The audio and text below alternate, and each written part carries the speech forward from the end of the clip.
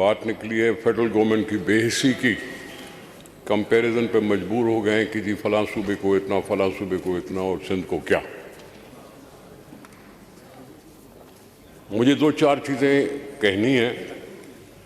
जहाँ ये सखर और हैदराबाद के हाईवे की बात है, बात तो चली थी कि चलो जी पब्लिक प्राइवेट पार्टनरशिप पर शुरू होगा, लेकिन अब क्या सूरत हाल है और क्यों शुरू नहीं हो रहा, इसकी कोई वजाहत नहीं आ रही। हम सुनते हैं कि सीपैक फेज 2 पे हुकूमत बहुत तवज्जो दे रही है, तो मेरा सवाल तो शुरू में यह है कि उन हुकूमतों से पूछा जाए कि ये सीपैक में क्यों नहीं दिया गया। जब मुल्तान से सखर तक सीपैक था तो आगे क्या कबाहत थी, वो हमारे तुम्हारे दौर में नहीं हुआ था, उससे पहले कुछ हुआ था। सीपैक के तहत मुझे और जहन में भी बात आती है, पाकिस्तान का सिंध की कैपिटल कराची सर्कुलर रेलवे का सुन सुनकर कान पक गए। सीपैक भी है मदद करने को, हम उनके शुक्रगुजार भी रहते हैं, लेकिन मुझे समझ में नहीं आता कि कराची भूल क्यों गया। कम्युनिकेशन में हमने रेड लाइन और येलो लाइन और ब्लू लाइन और ग्रीन लाइन ये सब कुछ शुरू करने की कोशिश क्यों करते हैं कि लोगों को सहूलत पहुंचे, जो रहते हैं यहाँ वो कुछ ना कुछ ज़िंदगी को बेहतर समझें। और उसी में एक बड़ा प्रोजेक्ट था कि सर्कुलर रेलवे को हम बढ़ाएंगे। किसी जापान वाले को तो हमने भगा दिया, लेकिन उसके बाद सीपैक को क्यों नहीं इस पे इंसिस्ट किया जाता कि हमें हो। सखर और हैदराबाद का मोटरवे क्यों नहीं बन सकता कि जब मदद करने को दूसरे मुमालिक हमारे लिए हैं। ताज्जुब की बात बताता हूँ, बारिशें आती हैं तो नदियाँ बह जाती हैं, गांव डूब जाते हैं, शहर डूब जाते हैं।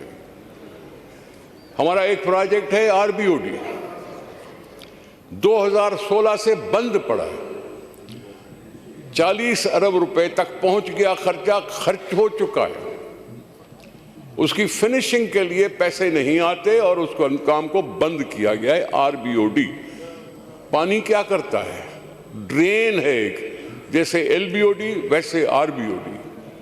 बारिशों का पानी उनमें जाता है, जमीनों का पानी उनमें जाता है। अयूब खान के जमाने से सुनते रहते थे सेम और थोर, सेम और थोर, सेम और थोर। भुट्टो साहब ने कोशिश की कि जी ट्यूबवेल लगा के कुछ न कुछ सहारा मिला, लेकिन अगर एक स्कीम शुरू हुई है 2002 से, अभी 2024-25 चल रहा है, एक 14 अरब रुपए की स्कीम थी, उसको बढ़ा के 64 अरब तक पहुंचा दिया गया, लेकिन काम बंद है। पानी जाएगा ना, हमारी मुश्किलातें कम होगी ना, सफर होगा ना कराची शहर में, ज्यादा जिंदगी बेहतर होगी ना।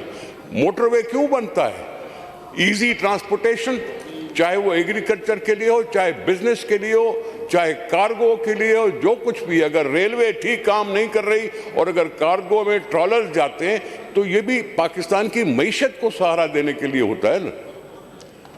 वो मोटरवे नहीं, ये सर्कुलर रेलवे नहीं, ये आरबीओडी नहीं, उधर से किनाले बनाने की बात की जा रही है।